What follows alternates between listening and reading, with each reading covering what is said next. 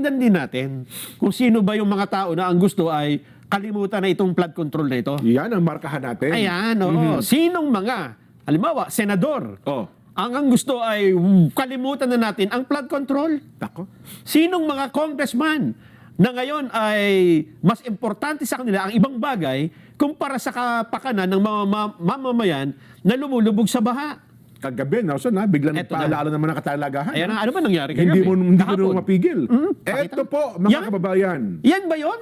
Saan lugar ito? Sa Quezon City Don Antonio Holy Spirit Drive. Wow! Malapit po yan sa Batasang Pambansa. Wala pang bagyo niyan, ha? Oho. Talaga naman, oo. Kuha po yan ni Edmar Bapud Rocha. Ang location po, Don Antonio Holy Spirit Drive. Naku Baha po. po yan, kagabi. Oo. Oh, saan pa?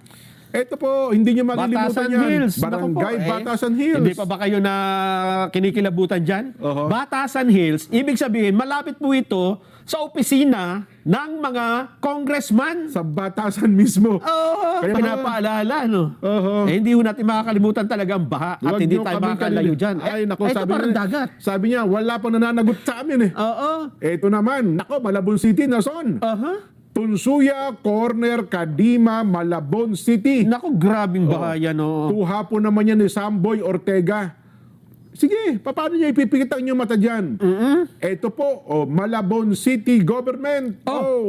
Kuha nila yan. Saan lugar ito? Dyan sa paligid po ng Malabon. Baka sabihin nila, hindi, dati nang baha talaga dyan eh.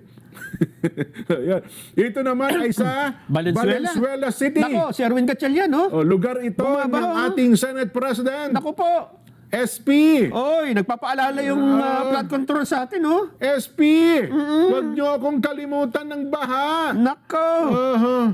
Bakit, umuwi pa ba si SP sa Valenzuela? Baka sa Quezon City na. Ayun na nga.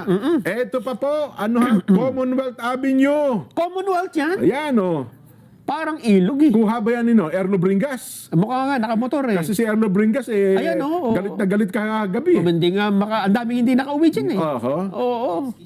Grabe. Buti na lamang yung motor ni Erlo nako-convert na jet ski. Wow. Nakakabili na pala na ganyan ngayon. Ayos Convertible eh. Talaga naman, oo. Kapag ka bumaha, sana nga maka-invento kayo. Mga motorcycle manufacturer. Pwede bang sa Pilipinas nako-convert sa jet ski yung mga motor na nabibenta ninyo? Di ba? Ano Yan pa? ang nangyari. Matindi. Ano pa yan? Saan pang lugar? Ang mga kuha po ng mga netizen yan. Metro Manila lang yan dyan, ha? Opo. Di pa natin sinama yung sa probinsya. Ang buhos ng ulan kagabi, wala pang 30 minuto. Sandali nga lang eh. Sandali lang po. Paano pa kung nandyan na yung bagyo?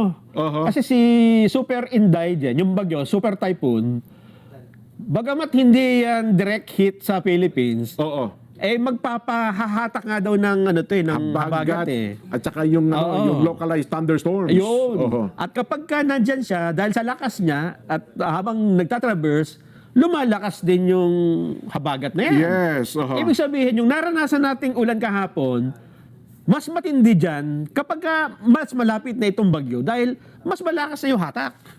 Yun, totoo. Naku po. Ay.